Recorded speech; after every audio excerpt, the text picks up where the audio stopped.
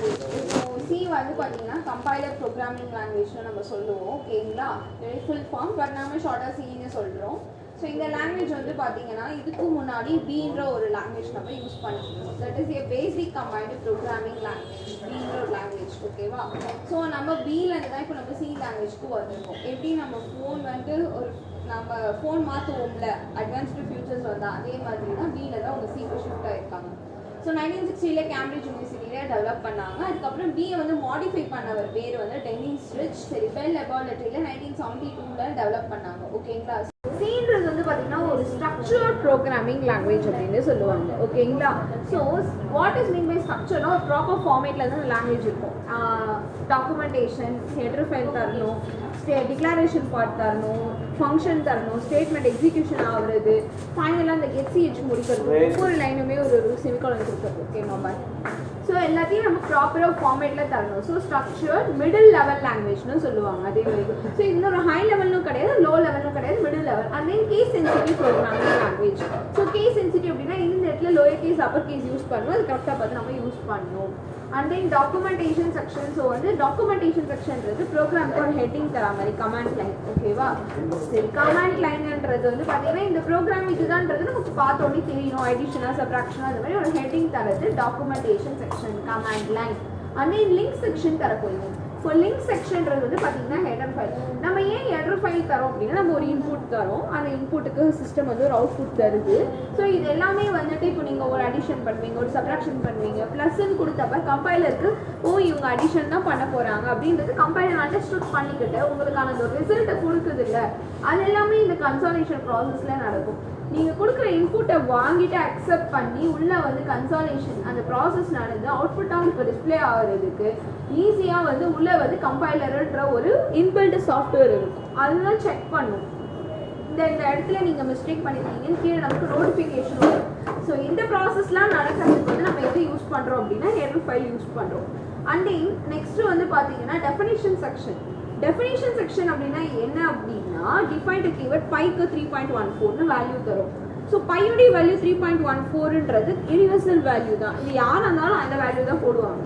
இந்த மாதிரி சில ஒரு என்ன சொல்றது கான்ஸ்டன்ட் வேல்யூவை நம்ம முன்னாடியே ப்ரீ டிஃபைண்டாக நம்ம கொடுத்துட்டோம் அப்படின்னா இப்போ ஏரியா ஆஃப் சர்க்கிள் கண்டுபிடிக்கிறீங்கன்னு வச்சுக்கோங்க, கம்பைலர் வந்து கன்ஃபியூஸ் ஆகாது. என்னவோ இவங்க பையனை மென்ஷன் பண்ணியிருக்காங்க PI பை அப்படின்னா என்னென்னு. ஸோ இப்போ நீங்கள் முன்னாடியே டிஃபைன் கீவேர்ட் கொடுத்து அந்த பைக்கு இதுதான் டிக்ளேர் பண்ணிட்டீங்கன்னு வச்சுக்கோங்க, கம்பைலர் ஆட்டோமேட்டிக்காக அந்த வேல்யூ எடுத்து போட்டு ப்ராசஸ் நடந்துடும். இது ஹெடர் ஃபைல். டிஃபைன்றது வந்து ஹெடர் ஃபைல் கீழே நம்ம தருது, இது ஒரு டிக்ளரேஷன் பார்ட் தான். ஓகேவா, சரி, இப்போ நெக்ஸ்ட் வந்து பட் ஆனால் நீங்கள் அந்த இது ப்ரீ ப்ராசர் டெராக்டிவ். ஸோ இந்த ஆஷ் சிம்பிளை நீங்கள் வாய்ட் மெயின் கீழே ஓப்பன் பிராக்கெட் ஓப்பன் பண்ணிட்டு அதுக்கப்புறம் கொடுக்குறோம். இது வாய்ட் மெயின்க்கு மேலேயே வந்துருமா குளோபல் டிக்ளரேஷன் இன்க்ளூட் ஸ்டுடியோ அந்த கோனியோக்கு அப்புறம் கீழே கொடுத்துருவோம் நம்ம. ஓகேவா, அதை பேஸ் பண்ணி ப்ரோக்ராம் பார்ப்போம். உங்களுக்கு புரிய எக்ஸாம்பிள் ப்ரோக்ராம்ஸ் வச்சுருக்கேன். சரி, அடுத்து வந்து பார்த்தீங்கன்னா குளோபல் டிக்ளரேஷன் முடிஞ்சது. மெயின் ஃபங்க்ஷனுக்கு மேலே நம்ம டிக்ளேர் பண்ணுறது எல்லாமே குளோபல் டிக்ளரேஷன். எதுக்காக அது குளோபல் அப்படின்னு வந்துச்சுன்னா ப்ரோக்ராமில் எங்கே வேணாலும் எப்படி வேணாலும் குளோபலில் நம்ம யூஸ் பண்ணிக்கலாம். ஓகேங்களா, அதாவது இப்போ நம்ம அக்கௌண்ட்ஸே யூஸ் பண்ணும்போது அது வந்து பப்ளிக் அக்கௌண்ட் மாதிரி யார் வேணாலும் எப்படி வேணாலும் யூஸ் பண்ணிக்கலான்ற மாதிரி. ஓகேவா, சரி, டிக்ளரேஷன் பார்ட் என்ன ப்ரோக்ராமுக்கு நமக்கு தேவைன்றதை நம்ம முன்னாடியே டிக்ளேர் பண்ணிடணும். மெமரி ஸ்பேஸ் இன்க்ளூடிங் நமக்கு இவ்வளோதான் நான் என் டேட்டாஸ் கொடுக்க போகிறேன்றதையும் நம்ம டிக்ளேர் பண்ணிக்கணும். அதுலேயே எக்ஸிக்யூட்டபிள் பார்ட் எப்படி எக்ஸிக்யூஷன் ஆகணுன்றதையும் நம்ம செட் பண்ணிக்கலாம். ஓகேவா, இதுதான் ஒரு ஸ்ட்ரக்சர் ஆஃப் சி ப்ரோக்ராம். ஓகேவா, சரி, நெக்ஸ்ட் வந்து பார்த்தீங்கன்னா கமாண்ட் லைன். ஹெட்டிங் நான் வந்து தரேன். ஓகேங்களா, இப்போ நான் அடிஷன் தர போகிறேன். இப்போ நீங்கள் இந்த மாதிரி ஸ்லாஷ் கொடுத்து ஒரு ஹெட்டிங் கொடுத்து ஸ்லாஷ்னு கொடுத்து க்ளோஸ் பண்ணிட்டீங்க அப்படின்னா இது அந்த ப்ரோக்ராமை ஹைட் பண்ணும். ஓகேவா, அந்த லைனை ஹைட் பண்ணிடும். அதுக்காக நம்ம கொடுக்குறது தான். இல்லைனா இதையும் சேர்த்து கம்பைல் பண்ணும்போது இது ஒரு எரராக உங்களுக்கு வரும். பட் ஆனால் யூசர் எனக்கு வந்து இது அடிஷன் தான் புரியணும், அதனால நான் இந்த மாதிரி ஸ்லாஷ் கொடுத்துட்டு ஹெட்டிங் டைப் பண்ணிட்டு திருப்பி ஸ்லாஷ் கொடுத்து க்ளோஸ் பண்ணிக்கிறேன். ஸோ இது வந்து என்னென்னா இந்த லைன் ஜஸ்ட் ஹைட் ஆகுறதுக்காக. அதே இம்பார்ட்டன்ஸ் ஆஃப் சி வந்து பார்த்தீங்கன்னா சிஸ்டம் சாஃப்ட்வேர் பேக்கேஜ் ரெண்டுக்குமே ரொம்ப சூட்டபிளாக இருக்கும். ப்ரோக்ராமிங் இன் சி வந்து பார்த்தீங்கன்னா முதல்ல சிஸ்டம் சாஃப்ட்வேர் பேக்கேஜ்னால் என்ன தெரியும்ல, அதெல்லாம் எக்ஸ்பிளைன் பண்ணுவோம். சிஸ்டம் சாஃப்ட்வேர்னா நம்ம யூஸ் பண்ணுற ஓஎஸ் எல்லாமே சிஸ்டம் சாஃப்ட்வேர் கேட்டகரியில் இருக்குது. பேக்கேஜ் வந்து நம்ம யூஸ் பண்ணுற ஆப்ஸ் எல்லாமே. என்ன மேம் நீங்கள் என்ன சொல்கிறீங்க, அப்போ ஒரு ஓஎஸ் ரெடி பண்ணுறதுக்கெல்லாம் சி லாங்குவேஜ் இருந்திருக்கா அப்படின்னு கேட்டிங்கன்னா வாட் எவர் இப்போ நம்ம வந்து என்னதான் நம்ம இப்போ விண்டோஸ் 10 லெவலுக்கு வந்திருந்தாலுமே இப்போ வந்து அந்த பேஸ் ப்ரோக்ராம் ஓகேங்களா, நான் ஈவன் தோ நம்ம வந்து யூஸ் பண்ணுற சோஷியல் நெட்ஒர்க்ஸ் எல்லாமே எடுத்தாலுமே அந்த சியுடைய அந்த ஃபார்மேட்டை தான் C++, ஜாவா எல்லாத்துக்குமே அப்ளை ஆகும். ஸோ அப்போ வந்து அந்த லாங்குவேஜ் எல்லாம் எதுலேருந்து வருது அப்படின்னா சிலேருந்து தான் வந்திருக்கு. ஸோ அதனால சியும் வந்து பார்த்தீங்கன்னா ஒரு வெல் சூட்டடாக இருக்கும் இந்த லாங்குவேஜஸ், இந்த ஒர்க்லாம் நம்ம யூஸ் பண்ணுறதுக்கு சி லாங்குவேஜ் ரொம்ப வெல் சப்போர்ட்டிவாக இருக்கும். சரி, நெக்ஸ்ட் வந்து பார்த்தீங்கன்னா நம்ம எஃபிஷியண்டாக ஃபாஸ்ட்டாக ஒர்க் ஆகும். அண்ட் தென் நெக்ஸ்ட் வந்து பார்த்தீங்கன்னா நான் என்ன சொல்றேன்னா இதுக்கு எல்லாத்துக்குமே பேஸாக இந்த லாங்குவேஜ் இருந்திருக்குன்னு சொல்ல வரேன். அடுத்து 32 கீவேர்ட்ஸ் அவைலபிளாக இருக்கு. ஸோ கீவேர்ட்ஸ்ன்றது வந்து கீவேர்ட்ஸ் யூஸ் பண்ணுறதுனால ப்ரோக்ராமில் நிறைய சேஞ்சஸ் வரும். ஒரு 10 நம்பர் ரிப்பீட்டடாக எக்ஸிக்யூஷன் ஆகணும் அப்படின்னா 10 வாட்டி நம்மளால போய் அந்த கோடிங் எழுத முடியாது. ஆட்டோமேட்டிக்காக நம்ம 10, 100 ஒரு யூஸ் பண்ணால் அதுக்குன்னு ஒரு கீவேர்டு இருக்குது. அந்த கீவேர்டை போட்டோன்னா நமக்கு அதுக்கு தகுந்த மாதிரி நம்ம ப்ரோக்ராம் மாறும். சரி, 32 கீவேர்ட்ஸ் இருக்குது. எப்படி இங்கிலீஷில் வந்து நம்ம ஃப்ரம், டு, அதெல்லாம் தரோமோ அதே மாதிரி ஒரு பேராகிராஃப் ரெடி பண்ண தரா மாதிரி ப்ரோக்ராமுக்குன்னு ஒரு கீவேர்ட்ஸ் இருக்குது, அதை நம்ம கொடுப்போம். அடுத்து வந்து பார்த்தீங்கன்னா நம்ம ஃபைலை வந்து 8 கேரக்டர்ஸில் நம்ம வந்து சேவ் பண்ணலாம். 8 கேரக்டர்ஸ்க்கு மேலே நம்மளுடைய ஃபைல் சேவ் பண்ண முடியாது. அப்போ அந்த ஃபைல் வந்து இன்வாலிட் ஃபைல்னு வரும். 8 கேரக்டர்ஸ் 8 லெட்டர்ஸ் தான் .c கொடுத்து சேவ் பண்ணோம் ஃபைல் இன்ஸ்ட்ரக்ஷன். தென் கேரக்டர் செட் வந்து பார்த்தீங்கன்னா 4 டைப்ஸ் இருக்குமா. லெட்டர்ன்றது வந்து A to Z வரைக்கும் வருது, அது வந்து அப்பர் கேஸ். அதே மாதிரி லோயர் கேஸ். டிஜிட்ஸ் வந்து 0 to 9 காம்பினேஷனில் நம்ம எவ்வளோ வேணால் யூஸ் பண்ணிக்கலாம். And then special character comma, star, slash, and, hash, set bracket, box bracket, question mark, exclamatory symbol, sorry இது நார்மல் ப்ராக்கெட், இது செட் ப்ராக்கெட். ஸோ இது ஸ்பெஷல் கேரக்டர்ஸ் எல்லாமே யூஸ் பண்ணுறோம். அண்ட் தென் white space, normal space. Okay, இப்போ அடுத்து data types concept use பண்ணுறோம். டேட்டா டைப்ஸ் ஒரு முக்கியமான ஒரு பார்ட் ப்ரோக்ராமிங்கில் பொறுத்தவரை. சரி, primary data type, component data type. நம்ம கொடுக்குற டேட்டாஸ் வந்து ஏதாவது ஒரு டைப்புக்குள்ளே போய் அந்த டேட்டா வந்து டிபெண்ட் பண்ணி இருக்கும். இப்போ இன்டீஜர் அப்படின்றது இன்டீஜரை நம்ம இன்ட்னு ஷார்ட்டாக சொல்கிறோம், டிக்ளேர் பண்ணுறோம் ப்ரோக்ராமில். ஸோ இன்ட்ன்றப்ப வந்து பார்த்தீங்கன்னா ஹோல் நம்பராக தரோம் அப்படின்னா அது இன்டீஜர், அதனுடைய மெமரி சைஸ் வந்து 2. பாயிண்ட்ல தரோம் அப்படின்னா அது வந்து ஃப்ளோட்டு, ஓகேவா. அதுக்கான ஒரு அலோகேஷன் மெமரி வந்து 4. கேரக்டர்ன்னும் போது லெட்டர்ஸாக தரது கேரக்டர், அதனுடைய அலோகேஷன் 1. டபுள்ன்னும் போது அதனுடைய அலோகேஷன் 8. And then void. சரி, காம்போனன்ட் டேட்டா டைப்னும் போது அரே வந்து அதனுடைய சைஸ் 100, ஸ்ட்ரக்சர், யூனியன். ஸோ இது வந்து பிரைமரின்றது ரிப்பீட்டடாக நம்ம வந்து எல்லா ப்ரோக்ராமுக்குமே இதை யூஸ் பண்ணுவோம். பட் காம்போனன்ட் டேட்டா டைப் பண்ணுறது ரொம்ப ரேராக யூஸ் பண்ணுறோம். இப்போ இந்த டேட்டா டைப்ஸ் வந்து நான் சொல்கிறது ரெகுலராக யூஸ் பண்ணுறது. காம்போனன்ட்றது வந்து பார்த்தீங்கன்னா நம்ம வந்து ஒரே ஒரு என்ட்ரி போட்டு நம்மளோட ரிசல்ட்ஸ் பார்க்கறதுக்காக நம்ம ப்ரோக்ராம் டெவலப் பண்ண போகிறது கிடையாது. மல்டிபிள் இன்புட்ஸ் கொடுத்து வாங்கி நம்ம டிஸ்பிளே பண்ண வைக்கணும். அதுக்கு நமக்கு இந்த அரே, ஸ்ட்ரக்சர், யூனியன் இந்த கான்செப்ட்லாம் சப்போர்ட் பண்ணும். அரேன்றது 100 நான் கொடுத்துருக்கிறது 100 நம்பர்ஸ் கூட நம்மளால் டிஸ்பிளே பண்ண வைக்க முடியுன்றதுக்காக தர விஷயம் அது. இதில் வாய்டு இருக்குல்ல, இந்த இப்போ இன்டீஜர்னால் நம்ம ஒரு நம்பர் 2ன்னு எதனா ஒன்று அசைன் பண்ணுறோம்னா வாய்டு என்னத்துக்கு யூஸ் ஆகுது? வாய்டு வந்து மெயின் ஃபங்க்ஷன் கொடுக்கறதுக்காக நம்ம யூஸ் பண்ணுறது. ஒரு ரிட்டர்ன் டைப்னு சொல்லுவாங்க. வாய்டுன்னா நல் 0.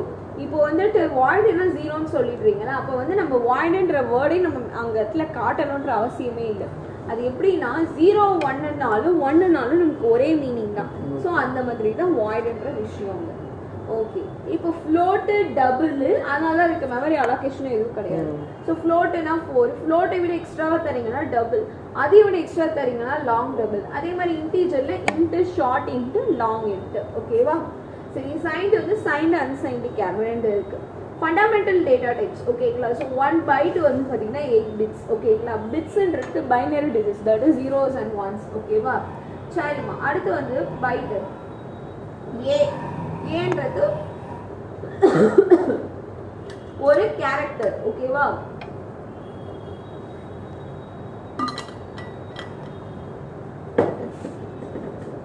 இன்டீஜர் என்னும் போது 10. ஃப்ளோட் வந்து பாயிண்ட்ல தரும். டபுள் வந்து பார்த்தீங்கன்னா ஃப்ளோட்டை விட அதிகமாக தரப்போ அதை டபுளில் தரலாம். வாய்டுன்றது நல் 0, ஓகேவா. இப்போ இன்ட்ன்றது இன்டீஜர் டைப், தட் இஸ் ஃப்ளோட்டுக்கு டபுள் என்ன டிஃபரன்ஸ்? ஃப்ளோட்டுக்கு டபுள் ஃப்ளோட்டை விட அதாவது இப்போ பாயிண்ட்டுக்கு அப்புறம் 2 டிஜிட் தரப்போ நம்ம அதை ஃப்ளோட்ல தரலாம். 2 டிஜிட்ஸ்க்கு மேலே 4 டிஜிட்ஸ் தரப்போ டபுள், அதுக்கும் விட எக்ஸ்ட்ரா தரீங்கன்னா லாங் டபுள் போட்டுக்கலாம் நம்ம. ஓகே இப்போ இன்ட் தான் நம்ம பார்த்தோம். இன்ட்னா whole number, short int, long int, float, character. So அந்த டேட்டாடைப்போட எக்ஸ்பிளனேஷன் ஓவர்.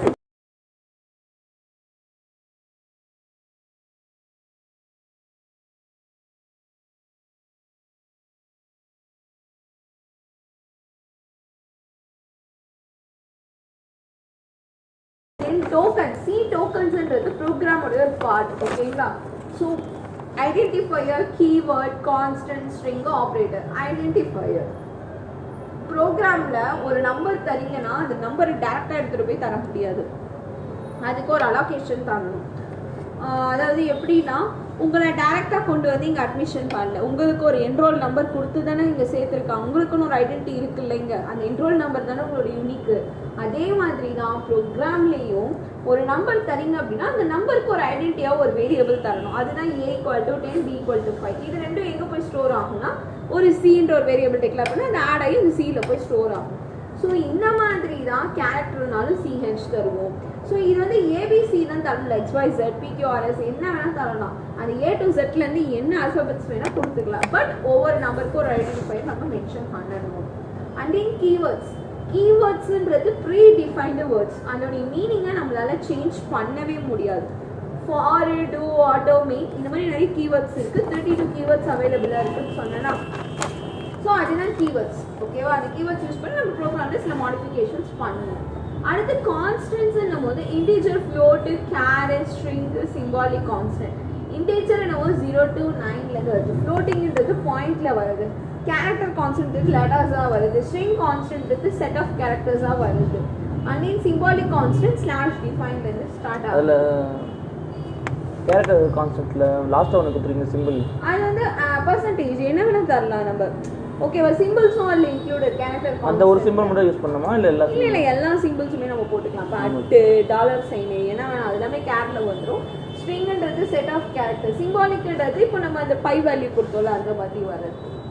ஓகே, ஆப்ரேட்டர்ஸ்ன்னும் பொழுது வந்துட்டு பார்த்தீங்கன்னா நம்ம யூஸ் பண்ணுற mathematical operators, addition, subtraction, multiplication, division, modulo, இது எல்லாமே. அடுத்து syntax, data type, variable name 1, variable name 2ன்னு தரது. ஸோ எப்படின்னா இப்போ இன்ட்ன்றது ஒரு வேரியபிள்னு வச்சுக்கோங்க. இப்போ அதில் வந்து நீங்கள் எம்ன்றது வேரியபிள் 1, பின்றது வேரியபிள் 2, அது மாதிரி எவ்வளோ வேணால் கொடுத்துக்கலாம்.